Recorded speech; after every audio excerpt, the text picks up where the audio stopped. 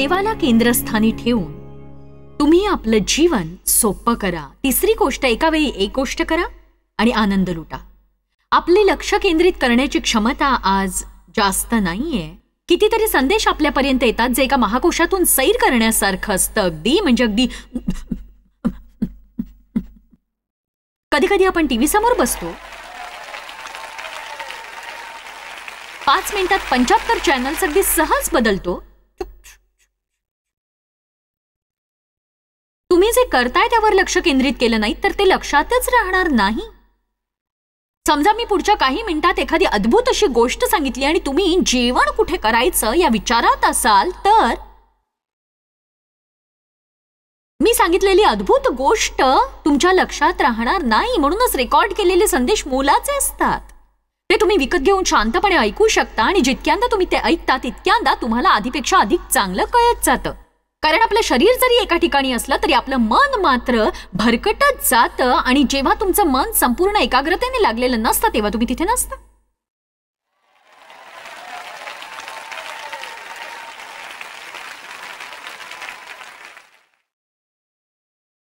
फिलिप्पेकरास अध्याय 4 वचन 6 म्हणतं, तुम्ही चिंताक्रांत होऊ नका.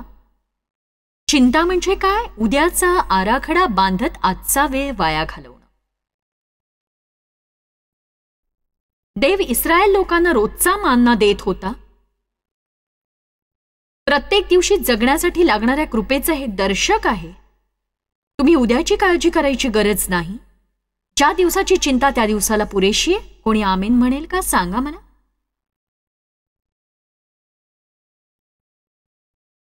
क्रमांक 4, आपल्या जीवनातून जात असताना जिथे तुम्ही आहात त्याचा आनंद लुटा.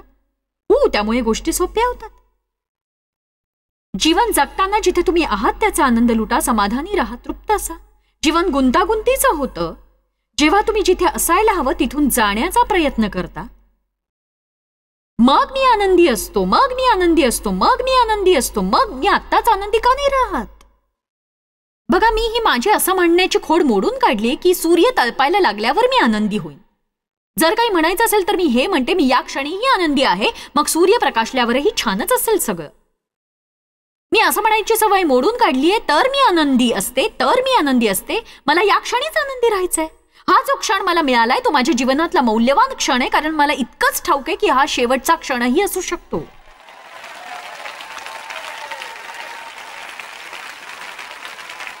मला पूर्वीची वर्ष आठवतात जेव्हा डेव्हचं आणि माझं नुकतंच लग्न झालं होतं. मी खूप चिडायचे त्याच्यावर. माझ्यात काहीच समजबुद्धी नव्हती आणि जितकी मी आनंदी असायचे त्यापेक्षा जास्त वैतागलेली असायचे. आणि एकदा मी त्याच्यावर वैतागून दिवसभर बोलले नाही. तो माझ्याकडे पाहून म्हणाला,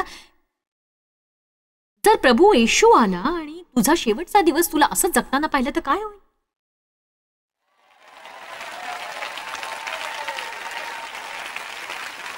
मोलाचे शब्द होते ते, नाही का? आपण जीवनाचा आनंद लुटावा म्हणून येशूने मरण पत्करलं, हे कळतंय का तुम्हाला? आपण जीवनाचा आनंद लुटावा म्हणून त्याने रक्त सांडलं. तेव्हा आपण आपल्या जीवनाचा आनंद लुटायला हवा. ते आपलं कर्तव्य आहे. आपल्या जवळ जे आहे ते एखाद्याला हवं हवंसं कसं वाटेल जर आपण त्याचा आनंद लुटू शकत नसू तर?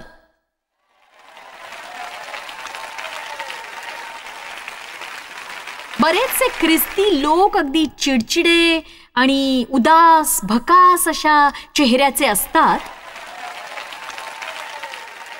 आपल्या मार्गातल्या ज्या टप्प्यावर आहात त्याचा आनंद लुटा. आता पाहूया फिलिप्पेकरास अध्याय 4 वचन 11-12. मला काही उणे होते म्हणून मी बोलतो असे नव्हे, कारण मी ज्या स्थितीत आहे तीत तृप्त राहण्यास शिकलोय.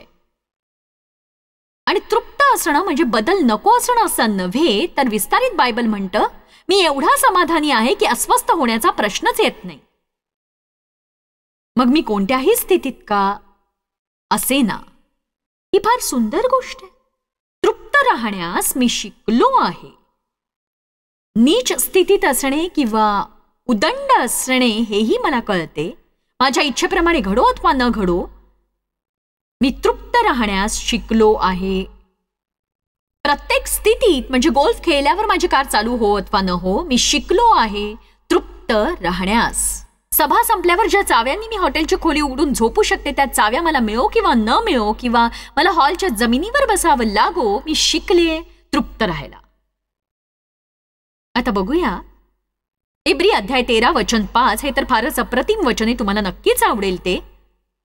तुमची वर्तणूक द्रव्याच्या लोभा वाचून नसावी, म्हणजे तुम्ही पैशाची हाव आणि जगी गोष्टींची अभिलाषा, लोभ आणि झुरणे यापासून दूर राहावे. एखादी गोष्ट हवी असण्यात गैर काहीच नाही, पण त्या गोष्टीची हाव असता कामा नये. हाव असणं म्हणजे ती गोष्ट नाही मिळाली तर तुम्ही आनंदी नसता.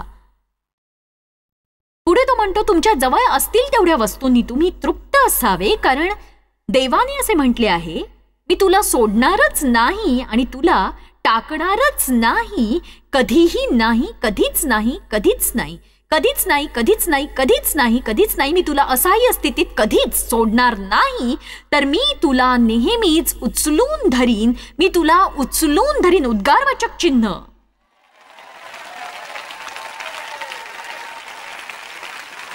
देव म्हणतो तुला आजचा आनंद गमावण्याची गरज नाहीये आणि वस्तूंच्या मागे लागून असा समज करून घेण्याची गरज नाहीये. त्यामुळे आपलं जीवन सुखी होईल. असं तुझ्या प्रत्येक गरजेसाठी तू माझ्याकडे माग आणि तू माझ्यावर भरोसा ठेवायला शिक, म्हणजे मी ती तुझ्या जीवनात योग्य मार्गाने पूर्ण करीन. तर आता तू तुझ्याजवळ जे आहे त्याचा पूर्ण आनंद लूट.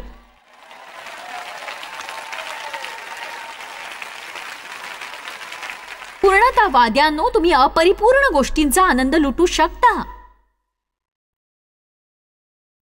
ताबा ठेवणाऱ्यांनो, तुम्ही ताबा सोडून देऊन प्रीती करू शकता.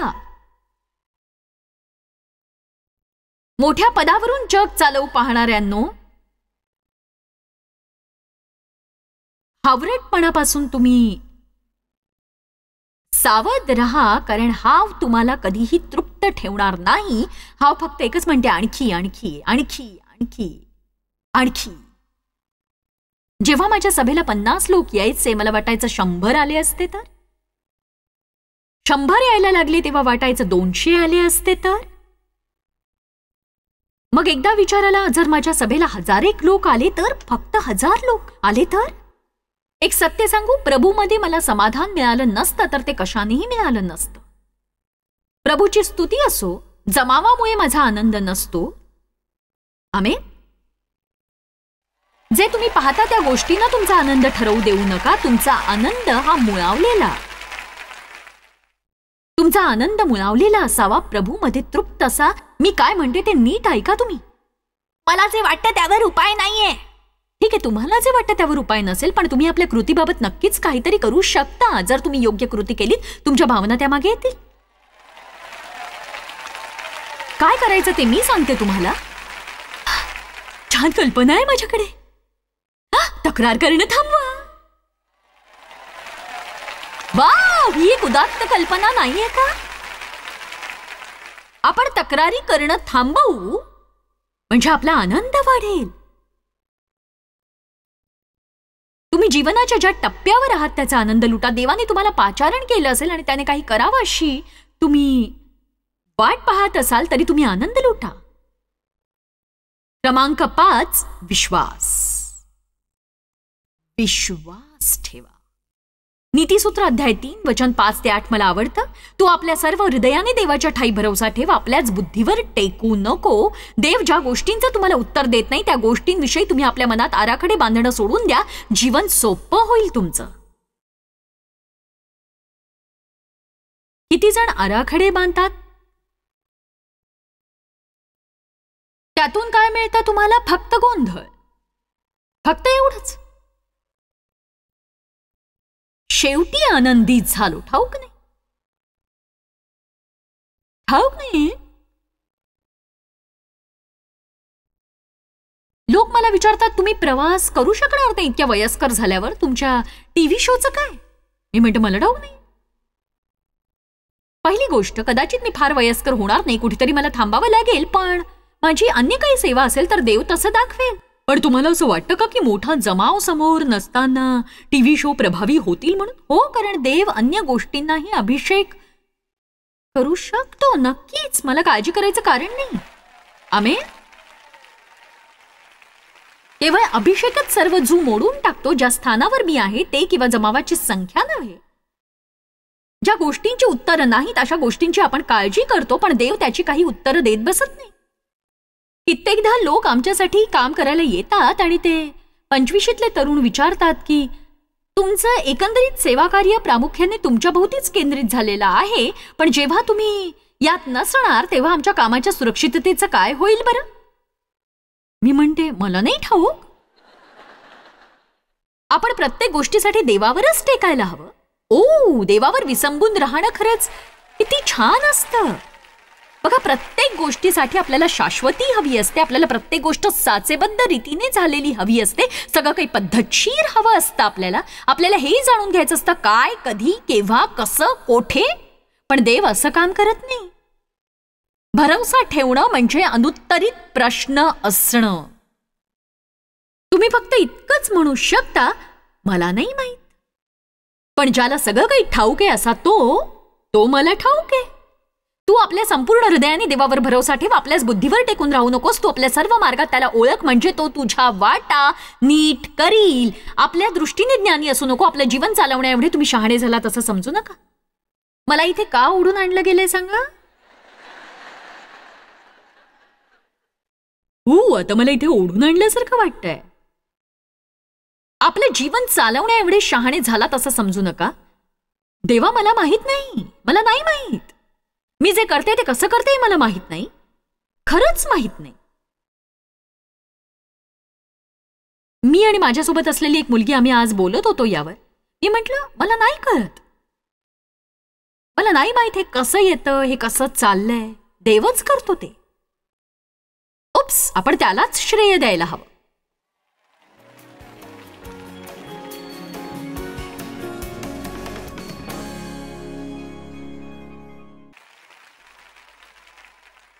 मला योहान अध्याय 11 वचन 40 आवडतं. मी तुला सांगितले नव्हते का की तू विश्वास ठेवशील तर देवाचे गौरव पाहशील. देवाचे गौरव. पण मी काय करू? मी काय करू? विश्वास ठेव. पण विश्वास ठेवून सुद्धा गोष्टी मनाजोगत्या घडल्या नाहीत तर काय? विश्वास ठेव. पण 20 वर्षांपासून आम्ही विश्वास ठेवतोय, त्याचं काय? विश्वास ठेव. कारण जेव्हा तुम्ही विश्वास ठेवता सगळं काही सोपं होतं. आमेन. कोणाला दिसतंय का आपण कशी गुंतागुंत करतो ते? तुम्हाला माझा संदेश कळतोय का? अजूनही मी 5व्या मुद्द्यावर आहे. जीवन कदाचित बदलणार नाही, पण आपण बदलू शकतो. एखादी गोष्ट करताना जेव्हा तुम्ही निराश होता तेव्हा थांबून स्वतःला विचारा, हे सोपं कसं करता येईल? कसं सोपं करू हे? अगदी सोपं आहे. जर देवचं आणि माझं भांडण झालं तर मी काय करायचं? क्षमा मागायची. पण माझी काही चूक नसेल तरी सुद्धा तरीही क्षमा मागायची. कशासाठी? सोपं करण्यासाठी. आपण बरोबर असणं म्हणजे फार झालं, त्याने फारसा काही फरक पडतो असं मुळीच नाही. आमेन. मला कळलंय जीवन कसं सोपं करायचं ते पुरुष बरोबरच असतात. तर ते बरोबर आहेत हे मी मान्य करते, तसे ते नसतात नाही. हे फक्त 2च शब्दांनी तुमच्या घरातली वादळं शांत होऊ शकतात. तुझं खरं आहे. जर हे बोलू शकत नसाल तर म्हणा, तुझं बरोबर असावं. कित्येकदा यानेही काम भागतं. पण काय होतं? कित्येकदा आपण निरर्थक असे वाद घालत बसतो आणि मला असं आढळलंय की जर मी बरोबर आहे असं सिद्ध व्हायचं असेल तर देव त्याची काळजी घेईल. अन्यथा व्यर्थ अभिमान बाळगण्याव्यतिरिक्त हा फार काही मोठा विषय असं मला वाटत नाही. मी माझ्या जीवनाचा अधिक आनंद लुटतेय.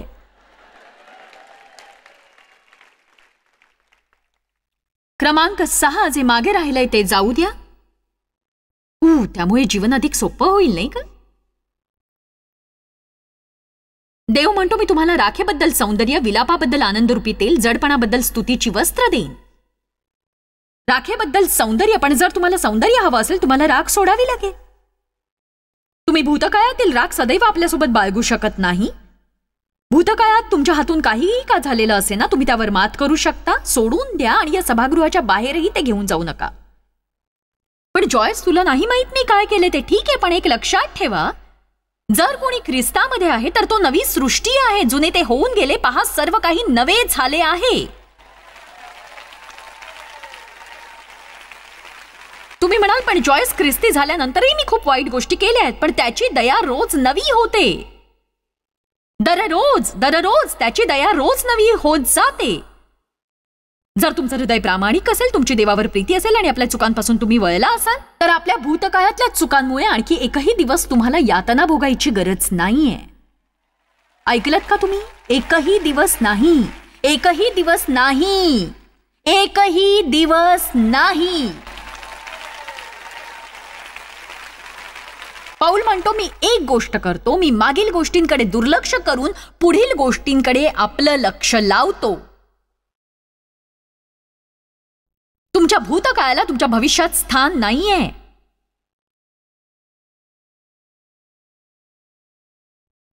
तरी सुद्धा बरेच जण बऱ्याच गोष्टी आपल्यासोबत ओढत ओढत आणतात. तुम्ही 30-40 वर्षांच्या गोष्टी आपल्यासोबत ओढत आणता.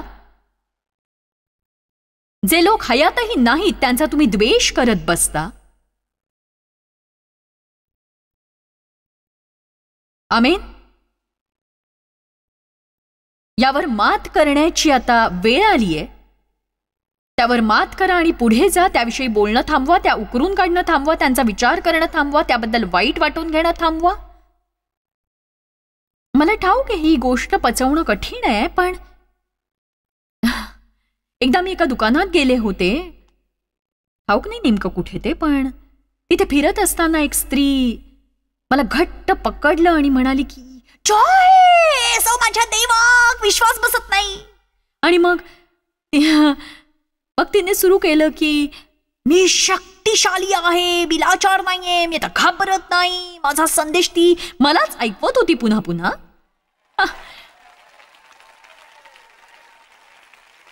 पण तिची एक गोष्ट खूप महत्वाची आहे की तुम्ही लाचार असता किंवा शक्तिशाली असता, दोन्ही असू शकत नाही. तुम्ही स्वतःबद्दल खेद करणं थांबवा. तुम्ही एकाच गोष्टीची निवड करा. देव तुम्हाला नवीन जीवन देतोय. मागच्या गोष्टी विसरा, त्यामुळे तुमचं जीवन सोपं होईल. क्रमांक 7, तुम्ही राईचा पर्वत करणं सोडून द्या.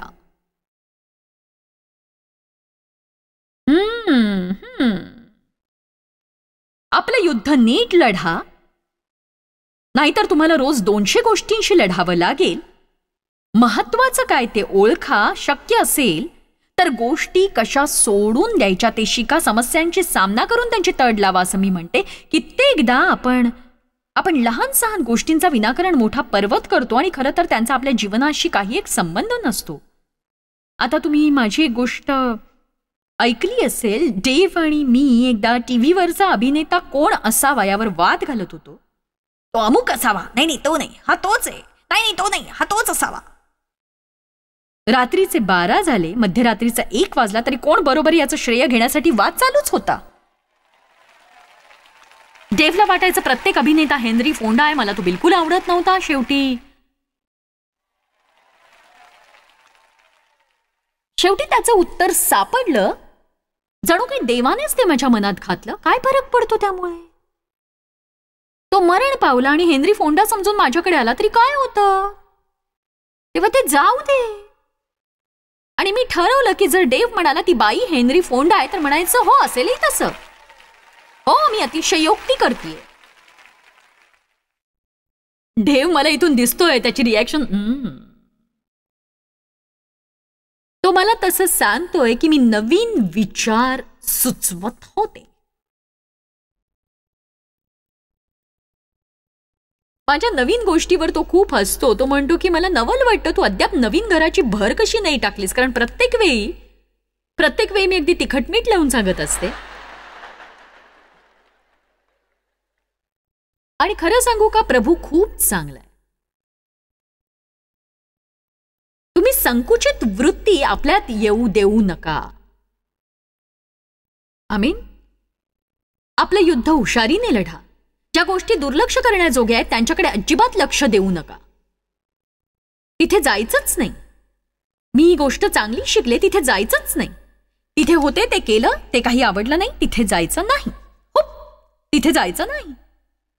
राग, निराशा, चिडचिड आणि क्रोध तुमची सगळी शक्ती काढून घेतात. आपली शक्ती वाया घालवू नका. जेव्हा तुम्हाला निराश वाटतं तेव्हा तुम्ही एक गोष्ट लक्षात ठेवा. जेव्हा तुम्हाला निराश वाटतं तेव्हा तुम्ही काय कराल? स्वतःला विचारा की मी हे सोपं कसं करू शकतो. माझा आनंद कायम राखण्यासाठी मी काय करू शकते. बऱ्याचदा देव मला म्हणतो तू आपली वृत्ती बदल.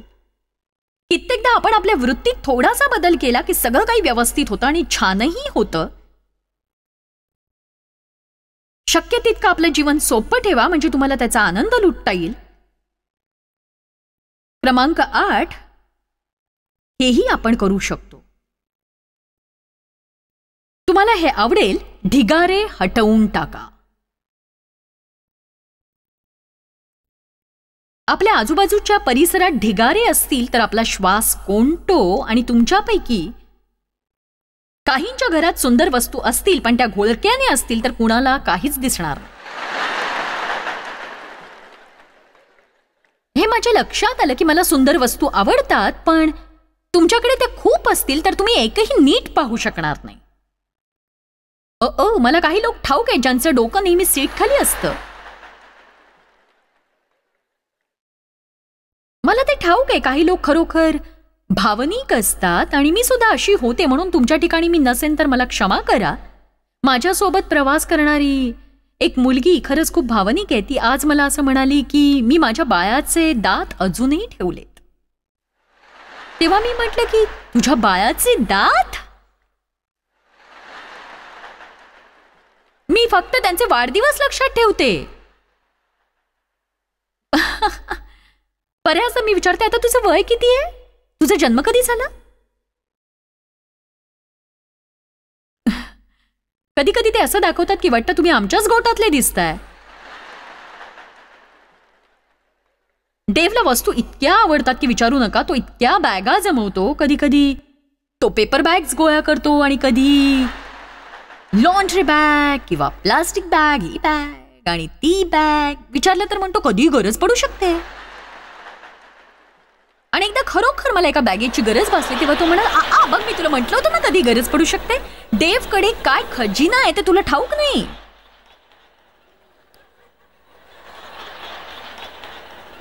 तुम्ही आपला परिसर आटोपशीर आणि सुटसुटीत ठेवा. ढिगाऱ्यात अशा वस्तू असतात ज्या आपण कधी वापरतच नाही. स्पष्टीकरणाची गरज असेल तर माझ्या समोरच्याच रांगेत एक स्त्री आहे जिचा मी अनुभव सांगते. इथे तिला एक ईश्वरी कृपा प्राप्त झाली. मी सांगते वस्तूंचं काय करायचं ते. त्यांना अगदीच अनावर होतंय सगळं. मी सांगते वस्तूंचं काय करायचं ते. तयारात? त्यांना दूर सारा फेकून द्या किंवा देऊन टाका. त्यांना दूर सारा फेकून द्या किंवा देऊन टाका. बघा आज आपण मौज केली आहे पण मला वाटतं आपण एक धडाही शिकलोय आणि माझी इच्छा आहे मी हे सर्व पृथ्वीभर जाहीर करू इच्छिते. आणि या अतिमहत्वाच्या गोष्टीवर माझा ठाम विश्वास आहे की देवाच्या गौरवासाठी आणि ख्रिस्ताच्या गौरवासाठी आपण आपल्या जीवनाचा आनंद लुटावा.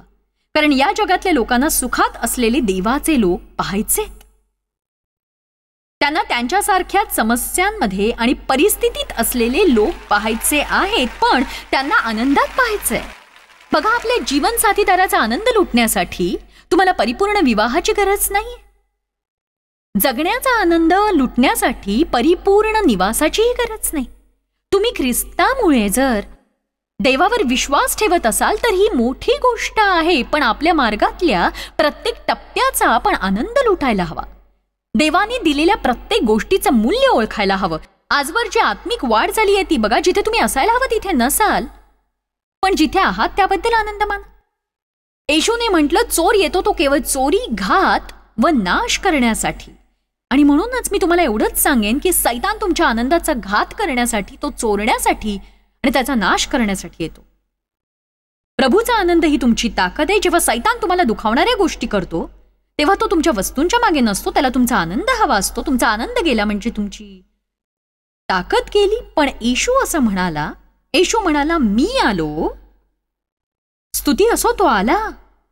मी आलो ते यासाठी की तुम्हास जीवन असावे आणि तेही ओसंडून वाहणारे विपुल जीवन असावे म्हणून आलो. सोप्पं करा, सोप्पं करा, सोप्पं करा, सोप्पं करा, सोप्पं करा. कारण जीवन गुंतागुंतीचं असावं अशी देवाची इच्छा नाही. जर तुम्हाला वाटतंय की तुमचं जीवन खूपच किचकट आहे, तर आज तुम्ही ते सुलभ बनवू शकता. मत्तई अध्याय 11 वचन 28 म्हणता, हो कष्टी आणि भाराक्रांत जन हो, तुम्ही सर्व माझ्याकडे या, म्हणजे मी तुम्हास विश्रांती देईन. तुम्ही प्रभूजवळ आलात तर तो तुम्हाला अशा गोष्टी दाखवेल ज्यामुळे तुमचं जीवन फारच सुलभ असं होईल, म्हणजे तुम्ही आपल्या जीवनाचा आनंद लुटू शकाल.